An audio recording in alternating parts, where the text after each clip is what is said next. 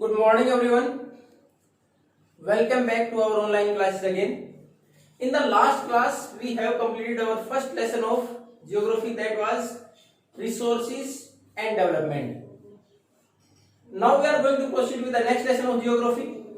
In the old books it is fourth one. But if you are going to purchase the new books, then it is the second lesson, because the second and third in the old books, that was natural vegetation and wildlife and water resources, were taken out from the syllabus before last year by the CBSE. Now our second lesson, that is agriculture. अब हमारा जो दूसरा lesson है geography के अंदर, वो है agriculture. अब first of all we have already familiar with this word agriculture. Nearly about 2/3 population of India is engaged in agriculture for their economic necessities. अपनी आर्थिक जरूरतें पूरी करने के लिए लगभग भारत की 60% से ज्यादा पॉपुलेशन खेती में एंगेज है. हमारे यहाँ इकोनॉमिक एक्टिविटीज की अगर बात करें तो सबसे प्राचीन तरीका है, सबसे पहले अगर व्यक्ति ने हंटिंग गैदरिंग के बाद, अगर आपने 6th क्लास में पढ़ा हो तो खेती करना सीखा, उसके ऊपर अपना गुजारा करना सीखा. अब इस एग्रीकल्चर के भी कई प्रकार है, तो उसमें हमारे पास टाइप्स ऑफ फार्मिंग में पढ़ेंगे कितने प्रकार की होती है agriculture. Agriculture depend on different factors, ये भी कई फैक्टर्स के ऊपर डिपेंड करती है. On the base of environment और climate, on the base of soil temperature as well as the land forms. तो कहाँ किस प्रकार की मिट्टी है, किस प्रकार की जमीन है, कैसा क्लाइमेट है वहां का, उसके ऊपर डिपेंड करेगी किस प्रकार की खेती होगी वहां. तो हमारे पास ये जो एग्रीकल्चर मेन सोर्स है इनकम का, इकोनॉमी के लिए हमारे भारत में, जहां 2/3 पॉपुलेशन लगी हुई है, तो उसमें हम फ्रॉम द वेरी बिगिनिंग किस प्रकार डेवलप हुई उसी के बारे में हम पढ़ेंगे. तो सबसे पहले हमारे पास टाइप्स ऑफ फार्मिंग आता है प्रिमिटिव सब्सिस्टेंस फार्मिंग. सब्सिस्टेंस ये वर्ड हम पहले 8th क्लास में पढ़ चुके हैं. Subsistence and commercial farming. Subsistence the crops which are grown for the survival of the family. अपने परिवार के निर्वाह के लिए केवल खेती की जाए, जिसका नाम ही निर्वाह खेती. दूसरी होती है commercial, which is grown to sell directly in the market. जो सीधा बाजार में हमारे यहाँ वो फसलें तो सीधी मार्केट में बेचने के लिए उगाई जाए. तो प्रिमिटिव प्राचीन पुराने तरीके से की जाने वाली खेती. इसमें किस प्रकार की खेती? In the past the agriculture is done with the instruments और tools which are primitive, not modern like today's. आज इतने आधुनिक वैसे नहीं थे, जैसे कस्सी से, कुदाली से, इनसे खेती करना. इनके द्वारा खेती होती थी. लो आउटपुट इस प्रकार की खेती में हमेशा कमी रहता है, because they are totally rely on the natural fertility. जो नेचुरल फर्टिलिटी है प्राकृतिक जो उपजाऊपन, उस पर डिपेंड करता है. इसमें प्रिमिटिव का एक प्रकार है हमारे पास शिफ्टिंग एग्रीकल्चर. इसमें स्लैश एंड बर्न वर्ड देखा, slash and burn, shifting, zooming, ये सारी क्या है, एक ही एग्रीकल्चर की डिफरेंट नाम हमारे पास. There are different names of the same agriculture. Slash and burn बोलते हैं, उसको शिफ्टिंग एग्रीकल्चर बोलते हैं. Slash and burn agriculture, once you have taken the production out from a plot or from a farm, then after a certain period of time, after 2 to 3 agriculture years, if the fertility is lower down and the production is lower down, then we have to shift to the another plot or farm. हमारे हमने एक जगह पर खेती की, क्योंकि natural fertility के ऊपर रिलाई कर रहे हैं, पूरी तरह डिपेंड किसके ऊपर, नेचुरल फर्टिलिटी पर डिपेंड है, प्राकृतिक तौर पर जो उपजाऊपन उस पर डिपेंड है. तो फर्टिलिटी जैसे ही कम हुई, हमने दूसरी जगह मूव कर लिया, पुरानी जगह को छोड़ दिया, दूसरी जगह मूव कर लिया गया. Till that time it will be replenished by nature again with the fertility. जो पुरानी जगह हमने छोड़ी थी, कुछ समय के बाद फर्टिलिटी वापस आ जाएगी, जिसको हमने खाली छोड़ दिया कुछ समय के लिए.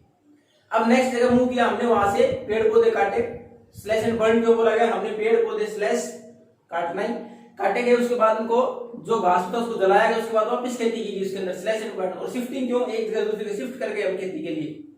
तरीके वही पुराने तरीके से खेती होती थी, वही वापस हमारे पास फर्टिलिटी किसके, we are not going to add any modern farming methods. हमने इसके अंदर कोई मॉडर्न फार्मिंग मेथड्स है वो तरीके इस्तेमाल नहीं होते, पुराने तरीके हैं. तो ये सब्सिस्टेंस केवल गुजारे तक सीमित है, यानी अपने गुजारे के लिए उगाते हैं, इतनी ही इसमें प्रोडक्शन होता है। अब उसके बाद हमारे पास इंटेंसिव सब्सिस्टेंस फार्मिंग। इंटेंसिव इसका हिंदी में वर्ड देखें तो सघन। ये ज्यादातर कहा where there is a large number of population, जहां हमारे पास जनसंख्या बहुत ज्यादा हो, to feed that particular population, उस पॉपुलेशन को फीड करने के लिए, उसकी जरूरतें पूरी करने के लिए, अनाज की जरूरतें पूरी करने के लिए हमारे पास क्या रास्ता बचता है? लैंड इज फिक्स्ड, जमीन तो सीमित है, बढ़ेगी नहीं, उसके ऊपर प्रोडक्शन बढ़ाएं। अब प्रोडक्शन बढ़ाएंगे तो उसके लिए we are going to use more biochemical products to increase the production, चाहे उसमें जैविक कोई चीजें हैं, चाहे रासायनिक जैसे केमिकल फर्टिलाइजर वगैरह, उनका उपयोग बहुत ज्यादा करें। It is also labour intensive, ज्यादा लोग भी इसमें काम करते हैं, क्योंकि पॉपुलेशन पहले ज्यादा है, ज्यादातर परिवार के लोग उसके अंदर ज्यादा प्रोडक्शन लेने का प्रयास करते हैं। देयर माइट बी 2 और मोर क्रॉप्स आर ग्रोन, हो सकता है वहां जहां तक पॉसिबल हो 2 या 2 से ज्यादा फसलें उगाई जाए। Irrigation facilities will be improved, हो सकता है सिंचाई की व्यवस्था सुधारनी पड़े, ताकि पॉपुलेशन ज्यादा है उसका गुजारा करने के लिए जो हमारे पास फिक्स्ड अमाउंट में लैंड उसके ऊपर प्रोडक्शन बढ़ाया जा सके। तो ये हमारी इंटेंसिव सब्सिस्टेंस फार्मिंग। तो हमारी ये 2 प्रकार के इसके सब्सिस्टेंस फार्मिंग के। तो पहला तो हमारे यहाँ फार्मिंग में हमारे यहाँ जो हम खेती करते हैं, ज्यादातर हमारी खाने पीने की जरूरतें खेती से पूरी होती है। उसके साथ साथ फार्मिंग के द्वारा some of the industries are depend on agriculture production. कुछ एक हमारे पास जो इंडस्ट्रीज है एग्रीकल्चर प्रोडक्शन पर डिपेंड है। आप आराम से इसके एग्जाम्पल बता सकते हो, like cotton textile. Cotton textile किसके ऊपर डिपेंड है? कॉटन के ऊपर। उसके बाद दूसरा हमारे पास sugar industry from sugar cane. तो हमारे पास इसके साथ साथ हमारी खाने पीने की जरूरतों के साथ कुछ इंडस्ट्रीज हैं, जूट इंडस्ट्री, तो जूट टेक्सटाइल हमारे पास, तो उसके ऊपर कुछ खेती के ऊपर इंडस्ट्रीज भी डेवलप हो रही हैं। तो इसलिए हमारे पास खेती जरूरी है। 2/3 पॉपुलेशन बाहर की इसके अंदर एंगेज है। ये हमारा मेन सोर्स है इनकम का और रोजगार का, एम्प्लॉयमेंट का। इसके पुराने तरीके की बात करें तो सब्सिस्टेंस फार्मिंग जो खुद के गुजारे के लिए पुराने तरीकों से उगाई जाए, पुराने मेथड इस्तेमाल किए जाए। ज्यादातर पहाड़ी इलाके हैं या फिर ट्राइबल एरियाज है, जनजातीय इलाकों के अंदर खेती की जा रही है इस प्रकार से। इसके भी सब्सिस्टेंस फार्मिंग में भी और प्रिमिटिव सब्सिस्टेंस फार्मिंग, इसका हम स्लैश एंड बर्न, इसका एक प्रकार है स्लैश एंड बर्न और शिफ्टिंग एग्रीकल्चर, और उसके अलग अलग नाम है अलग अलग जगह के ऊपर। अब देखो इसमें हमारे पास जूमिंग भी बोलते हैं इसको, शिफ्टिंग एग्रीकल्चर को। कहां कहां? आसाम, मेघालय, मिजोरम, नागालैंड, इसमें इसको जूमिंग बोलते हैं, स्लैश एंड बर्न और शिफ्टिंग एग्रीकल्चर को। उसके बाद हम लोग मणिपुर में, उसके बाद दीपा, बस्तर और अंडमान निकोबार में। एग्रीकल्चर वही है, नाम अलग अलग है एरिया के अनुसार। अब उसके बाद हमारे यहाँ बेवार और ढैया मध्य प्रदेश में। ये तो भारत में इतने सारे नाम है, उसके अलावा और भी हैं। आपके एग्जाम के पर्पज से देखें तो 2 नाम इसमें ऐसे हैं जो बोर्ड एग्जाम में रिपीट भी हुए हैं। एक तो बेवार, इसका बार बार पूछा जाता है, bewar is the part shifting agriculture belongs to which area, तो इसमें मध्य प्रदेश। और दूसरा हमारे पास है दीपा, ये हमारे पास बस्तर डिस्ट्रिक्ट ऑफ छत्तीसगढ़ का एक जिला है बस्तर, उसमें, और अंडमान निकोबार में वर्ड इस्तेमाल किया जाता है। तो इसका ज्यादातर पूछा जाने वाला कॉमन जो भारत संबंधित एग्रीकल्चर है उसमें ये 2 नाम कॉमनली पूछे जाते हैं। दूसरा अगर बोर्ड एग्जाम के पर्पज से अगर बाकी देशों के अलग अलग देशों में अलग अलग नाम है, बहुत सारे नाम है, you are supposed to go through all the names, आपको सारे नाम पढ़ने हैं उसमें से। बोर्ड एग्जाम में कौन सा कब आ जाएगा इसकी कोई गारंटी नहीं होती, लेकिन हम केवल उस पर फोकस करें जो ज्यादा रिपीट हो रहे हैं, पहले भी हुए हैं, जो ज्यादा इंपॉर्टेंट है हमारे लिए। तो उसमें हमारे पास मिल्पा कहां है शिफ्टिंग एग्रीकल्चर का नाम? मैक्सिको और सेंट्रल अमेरिका में। उसके बाद रोका ब्राजील में। उसके बाद लद्दाख इंडोनेशिया में। ये ज्यादातर कॉमनली रिपीट होने वाले नाम है शिफ्टिंग एग्रीकल्चर के हमारे एग्जाम के पर्पज से। बाकी हमारे पास नाम और भी हैं, you are supposed to go through all the names, आपको सारे पढ़ने हैं, लेकिन इनके ऊपर थोड़ा सा ज्यादा ध्यान दें। एक तो अगर इंडिया की बात करें तो Dipa and then after Bewar और ढैया पढ़े सारे। उसके बाद अगर all over the world with different names then milpa, roca और लद्दाख, इनके ऊपर थोड़ा सा ज्यादा ध्यान दें। अब हमारे पास है कॉमर्शियल फार्मिंग। ये तो था सब्सिस्टेंस इंटेंसिव और प्रिमिटिव सब्सिस्टेंस फार्मिंग। प्राचीन तरीके से की जाए तो शिफ्टिंग एग्रीकल्चर है, तो प्रिमिटिव इंटेंसिव जहां पॉपुलेशन बढ़ गई, पॉपुलेशन के साथ इंक्रीज करना है प्रोडक्शन, उसके लिए लोग भी ज्यादा लगाए जाए। बायोकेमिकल जो हमारे पास तरीके हैं उनको भी अपनाया जाए, इरिगेशन की फैसिलिटीज भी बढ़ाया जाए, प्रोडक्शन बढ़ाने की तो इंटेंसिव हो जाएगी। लेकिन सब्सटेंस क्यों है? क्योंकि पॉपुलेशन की जरूरतें पूरी कर रहे हैं हम। अब हमारे पास है कॉमर्शियल। इसकी डेफिनेशन आप पहले क्लासेस में पढ़ चुके हो, 8th 9th में पढ़ चुके हो। Commercial the crops which are grown to sell in the market, ज्यादातर वो फसलें सीधी डायरेक्ट मार्केट में बेचने के लिए उगाई जाए। It depends on the area, nature, environment. ये भी हमारे यहाँ अलग अलग एरिया के अनुसार अलग अलग मैटर करती है कि कौन सी कॉमर्शियल फार्मिंग होगी। इसका देखो एक छोटा सा एग्जांपल। अब राइस, ये 1 नंबर में 2 बार अब तक पिछले 5 साल में रिपीट हो चुका है बोर्ड एग्जाम में कि एक ऐसी crop, A crop which is staple in one part of India and commercial in another. Staple food crop कौन सी होती है? तो ज्यादा जिस जगह पर होती है और ज्यादा खाने में इस्तेमाल होती है, ज्यादा जिस जगह खाने में इसका इस्तेमाल किया जाता हो। जैसे अगर राजस्थान की बात करें तो व्हीट एंड मिलेट्स, बाजरा और गेहूं स्टेपल फूड क्रॉप है राजस्थान की। उसी प्रकार हरियाणा की बात करें तो व्हीट स्टेपल फूड क्रॉप है। उसी प्रकार हम आसाम की बात करें, वेस्ट बंगाल की बात करें तो वहां, या फिर तमिलनाडु उड़ीसा की बात करें तो क्या है? राइस है, स्टेपल फूड क्रॉप है। अब इसमें कॉमर्शियल फार्मिंग जगह के अनुसार अलग अलग कैसे हो जाएंगे? अब इसका एक एग्जांपल देखो। Rice is commercial farming in Punjab and Haryana, क्योंकि वहां स्टेपल फूड क्रॉप कौन सी? व्हीट है। उगाया तो राइस भी जाता है, पैडी क्रॉप्स भी होती हैं। वहां एक कौन सी क्रॉप है? कॉमर्शियल है, ज्यादातर केवल मार्केट में बेचने के लिए कॉमर्शियल पर्पज से उगाई जाती है, इसलिए कॉमर्शियल है। बाकी देश के लिए किस प्रकार की, हमारे यहाँ अगर साउथ इंडिया की बात करें या नॉर्थ ईस्ट की बात करें तो किस प्रकार के स्टेपल फूड क्रॉप हो जाएगी। हरियाणा और पंजाब में कैसे? कॉमर्शियल। तो डिपेंड करेगा किस एरिया में किस पर्पज के लिए उगाए जा रहे हैं, तो कॉमर्शियल फार्मिंग उसके अनुसार डिफर करती है। इसमें 1 नंबर में क्वेश्चन मैंने पहले ही बोला किस प्रकार आता है। Name one staple food, name one crop is staple in one part of India and commercial in another. तो हमारे पास कौन सी है ये? इसका सबसे अच्छा एग्जांपल है राइस। अब हमारे पास कॉमर्शियल फार्मिंग में ज्यादातर वो फसलें ज्यादा मार्केट के लिए, इसमें प्लांटेशन भी इसका एक प्रकार है। अब प्लांटेशन क्या है? A single crop is grown on a large area with some scientific methods as well as skilled labours.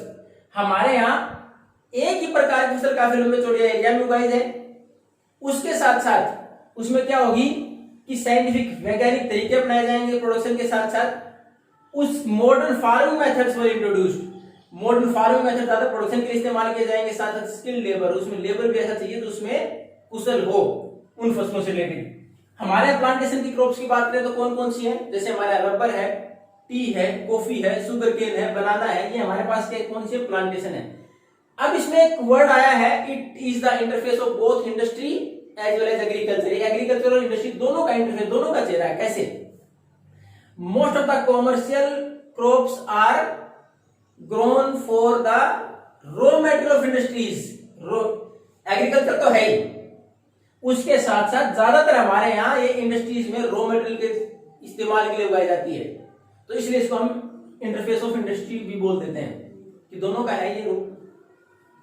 अब हमारे पास ये, अगर इसका एग्जांपल लें तो प्लांटेशन क्रॉप में मैंने इतने सारे एग्जांपल दिए, तो उसमें टी है हमारे मुख्य तौर पर आसाम, उसके साथ साथ हमारे यहाँ कुछ हिस्सा बंगाल का, उसके बाद अगर कॉफी की बात करें तो Karnataka.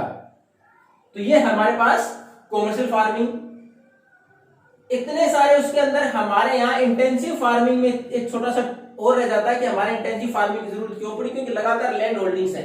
Because of inheritance loss, inheritance में क्या आता है कि विरासत में, यानी अगर हमारे पिताजी केवल अकेले थे, उसके बाद हो सकता है हम आगे 2 या 3 है तो और डिवाइड हो जाएगी प्रॉपर्टी, उसके बाद 2-3 और डिवाइड हो जाएगी प्रॉपर्टी, तो धीरे धीरे लैंड होल्डिंग साइज छोटी होती चली जाती है।